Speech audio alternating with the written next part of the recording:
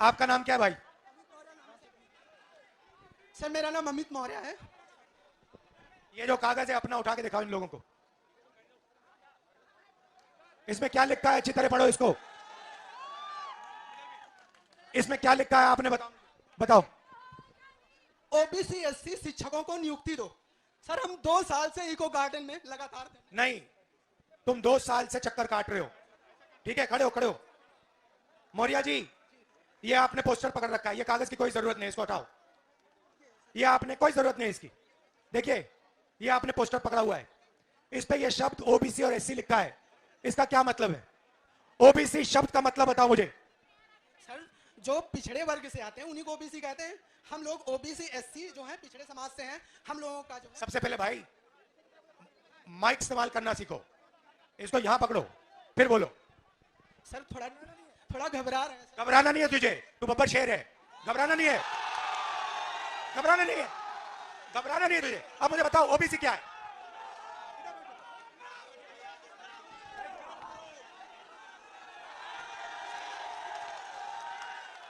बताओ ओबीसी क्या? बताओ, आपको नहीं घबराना। ओबीसी क्या है मुझे बताओ।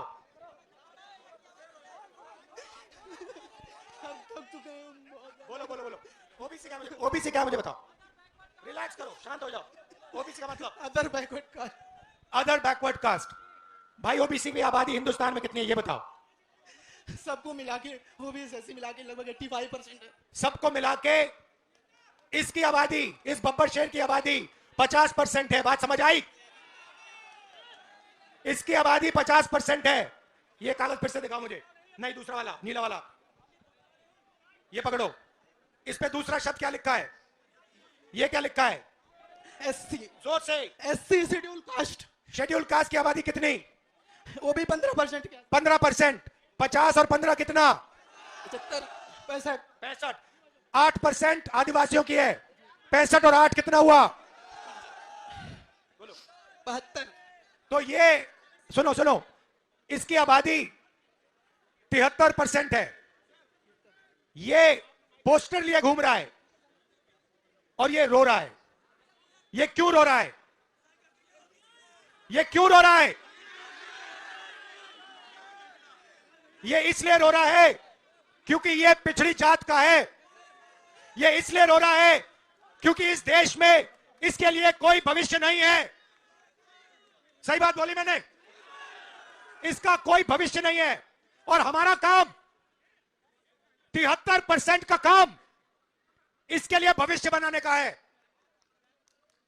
इस देश में दलित, पिछड़े, आदिवासी 24 घंटा दबाए जाते हैं, उन पे थूका जाता है, उनको धमकाया जाता है, उनके रास्ते बंद किए जाते हैं।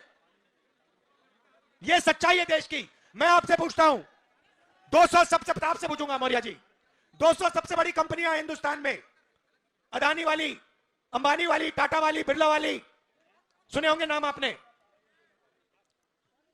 आगे पीछे देखो, नाम दिख जाएंगे। मुझे बताओ मौर्य जी, इन 200 कंपनियों के मालिकों की लिस्ट में मौर्य जात के कितने लोग हैं बताओ। कोई नहीं है सर। भाई और बहनों, मौर्य जात का कोई नहीं है। चलो बताओ भैया, यादव कितने? कोई नहीं है। बताओ पासी कितने? कोई नहीं है सर। जाटव कितने? कोई नहीं है। आदिवासी कितने? कोई नहीं है सर। कुर्मी कितने? कोई नहीं है सर। लोधी कितने? कोई नहीं है। भाई और बहनों, 50% आपकी आबादी है 200 सबसे बड़ी कंपनियों के मालिक में, ना एक ओबीसी, ना दलित, ना एक आदिवासी। अब मौर्य जी मुझे कहेंगे देखो भैया, मैं मालिक नहीं बनना चाहता, मैं तो मैनेजमेंट में जाना चाहता हूं। तो बताओ मौर्य जी, 200 सबसे बड़ी कंपनियों के सीनियर मैनेजमेंट में आपके कितने लोग? कोई नहीं है सर। जोर से बोलो। कोई नहीं है। कोई नहीं है। तो मैनेजमेंट में कोई नहीं, मालिकों में कोई नहीं। 73% आबादी का हिंदुस्तान की सबसे बड़ी 200 कंपनियों में कोई नहीं। अब भैया मौर्य जी बताओ, प्राइवेट अस्पतालों के मालिकों में से मौर्य कितने? मुझे किसी का पता नहीं है मौर्य। कोई नहीं, मैंने लिस्ट निकाली है, कोई नहीं। अब बताओ, प्राइवेट यूनिवर्सिटी कॉलेजेस के मालिक में 73% के कितने? कोई भी नहीं। अच्छा बताओ, हाई कोर्ट में 650 हाई कोर्ट जज हैं, उनमें से बता दो मौर्य कितने? एक भी नहीं है। मुझे बताओ मौर्य जी, ये मीडिया वाले चक्कर काट रहे हैं, इनके मालिकों में से मौर्य कितने? कोई भी नहीं है। ओबीसी कितने? कोई भी नहीं है। दलित कितने? कोई भी नहीं है। पिछड़े कितने? कोई भी नहीं है। अब बताओ, मीडिया में कोई नहीं, सबसे बड़ी कंपनियों में कोई नहीं, तुम कोर्ट्स में कोई नहीं, तो मौर्य जी तेरे आदमी हैं कहां? कहीं नहीं है सर। तेरे आदमी मजदूरी कर रहे हैं देश में। मनरेगा की लिस्ट निकालो, ओबीसी दिखेंगे, दलित दिखेंगे, आदिवासी दिखेंगे। कॉन्ट्रैक्ट लेबर की लिस्ट निकालो, ओबीसी दिखेंगे, आदिवासी दिखेंगे, दलित निकलेंगे। अब सुनो, अब मैं आपको बताता हूं, तुम लोग ये कागज लिए बैठे हो ना, पेपर लीक वाले, चलो जरा आने दो। मौर्य जी बैठे रहो। मौर्य, नीचे नहीं बैठना, ऊपर बैठना है। अब मौर्य जी, अब मैं आपको बताता हूं ये पेपर लीक में क्या हो रहा है। बात समझनी है आप लोगों को? समझनी है? अब 73% कौन है? दलित, आदिवासी, पिछड़े। उसमें 15% आप माइनॉरिटी जोड़ दो, ठीक है? सिख, मुस्लिम, ईसाई, ये सब जोड़ दो, और 4-5% गरीब जनरल कास्ट के जोड़ दो, ठीक है? तकरीबन हिंदुस्तान की 90% आबादी। अब ये क्या करते हैं, इनको सबसे पहले एक झूठ बताया जाता है। छोटे छोटे बच्चे पैदा होते हैं, इतने बड़े, उनको कहा जाता है बेटा तू अगर पढ़ाई करेगा, आजा बेटा तू अगर पढ़ाई करेगा, आईएएस में, आईपीएस में, रेलवे में, इधर उधर नौकरी मिलेगी। ठहर जाओ, ठहर जाओ, ठहर जाओ, ठहर जाओ, सुनो। उसको कहा जाता है, इतने बड़े बच्चे को कहा जाता है बेटा तू पढ़ ले, तेरे बाप के जेब में से 5-6 लाख रुपए निकालकर प्राइवेट कॉलेज में डाल दे, प्राइवेट यूनिवर्सिटी में डाल दे, कोचिंग सेंटर में डाल दे, और फिर तुझे आईएएस, आईपीएस, वो देखो बीजेपी वाले झंडा उठाएं, हेलो हेलो,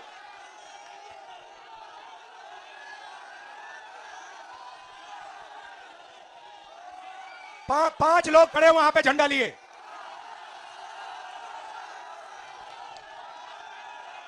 वो देखो झंडा भी डाउन कर दिया। तो उनको कहा जाता है बेटा बड़े होके आईएएस में जाओगे, पुलिस में जाओगे, इधर उधर जाओगे। आप 5 लाख 10 लाख रुपए डालते हो, और फिर क्या होता है, आपका पेपर लीक हो जाता है, और वही 2-3-5% लोगों को 100% मार्क्स मिल जाते बिना कोई काम किए, आप देखते रह जाते हो। भाई और बहनों, आप पिछड़े हो, आप दलित हो, आदिवासी हो, आपका काम सड़कों पे लिए ऐसे पोस्टर लिए घूमने का है, ये आपका काम है। आपका इस देश में और कोई काम नहीं बचा, ये आपका भविष्य। मैं वाराणसी गया, वाराणसी में देखा मैंने, रात को बाजा बज रहा है, ठहर जा, बाजा बज रहा है, वहां पे शराब पिए, सड़क पे लेटते हुए बाजा बज रहा है। यूपी का भविष्य रात को शराब पिए नाच रहा है, डांस कर रहा है नशे में। दूसरी तरफ राम मंदिर खुलता है, राम मंदिर में आपको नरेंद्र मोदी दिखेगा, आपको अंबानी दिखेगा, आपको अदानी दिखेगा, आपको हिंदुस्तान के सबसे अरबपति दिखेंगे। आपको एक पिछड़ा नहीं दिखेगा, आपको एक दलित नहीं दिखेगा, आपको एक आदिवासी नहीं दिखेगा। क्यों नहीं? ये वो आपकी जगह नहीं भाई और बहनों, आपकी जगह सड़कों पे भीख मांगने की है। आपका काम हिंदुस्तान में सड़क पे जाकर ऐसे पोस्टर दिखाने का है, और उनका काम, उनका कुछ नहीं होगा भैया, उनका काम पैसा गिनने का है। आपके बच्चे जीएसटी देते हैं, आप जीएसटी देते हो, मीडिया के आप, नाम क्या आपका? हाँ, आप शिव प्रसाद जी हैं। आपके मालिक का क्या नाम है? आपके मालिक का क्या नाम है? क्या नाम है? नाम बताओ, नाम बताओ। ओए मारो मत यार, मारो मत उसको, मारना नहीं है, मारना नहीं है। नाम बताओ उसका। वो ओबीसी है नहीं, वो दलित है नहीं, वो आदिवासी है नहीं, अरबपति है वो। आपने कभी भैया उसको मारो मत बेचारे को, भैया आप आ जाओ यहां, आ जाओ आ जाओ, डरना नहीं है, इसको बुलाओ, आ जाओ आ जाओ आ जाओ, मारना नहीं है इसको, आओ इधर, इधर आओ भाई, इधर लाओ इसको, आ जाओ, आप रिलैक्स करो, रिलैक्स करो, यहां आ जाओ बस शांति से, भैया शांति से यहां आ जाओ, बस बैठ जाओ, कोई प्रॉब्लम नहीं है। इनके जो मालिक हैं अरबपति हैं, ये किसानों की कभी बात, बैठो बैठो, ये किसानों की कभी बात नहीं करेंगे, ये दलितों की पिछड़ों की कभी बात नहीं करेंगे, ये अपने अखबार में ऐसा कभी नहीं दिखाएंगे। ये हिंदुस्तान का भविष्य है, ये है, इसको देखो अच्छी तरह, पेपर लीक, बेरोजगारी, महंगाई, ये आपका भविष्य है। और दूसरी तरफ 24 घंटा आपका ध्यान इधर उधर करते रहते हैं, इधर देखो उधर देखो। भाइयों और बहनों, आपकी 73% आबादी है, क्रांतिकारी कदम लेना है आपको। मैं बता देता हूं क्या है जाति जनगणना। सबसे पहले आपको पता लगाना है आपकी आबादी कितनी, उसके बाद इस देश का जो धन है किसके हाथों में, वो आपको पता लगाना है। आपको सुबह उठना है, कहना है भारत माता का कितना धन मेरे जेब में आया। अदानी उठता है सुबह और कहता है आज मैंने सोचना है, मैंने देखना है सोने की चिड़िया का कितना पैसा मेरे जेब में आया। यही सवाल आप सबको अपने आप से हर रोज पूछना पड़ेगा। जब तक आप यह सवाल नहीं पूछोगे तब तक आप लोग प्रगति नहीं कर सकते हो। आपका 24 घंटा बेवकूफ बनाया जाता है, 24 घंटा। ये मौर्य जी खड़े हैं, मौर्य जी आपको डरना नहीं है, आपको जाति जनगणना के लिए लड़ना है। जाति जनगणना से आपकी आबादी के बारे में पता लगेगा, जाति जनगणना से आपको पता लगेगा कि देश के बड़ी कंपनियों में आपके लोग कितने हैं, मीडिया में कितने लोग हैं, ये सब पता लगेगा। उसके बाद क्रांतिकारी काम शुरू होगा, फिर इस पोस्टर की जरूरत नहीं होगी। समझे बात? घबरा गए? डरना नहीं है, ठीक हो?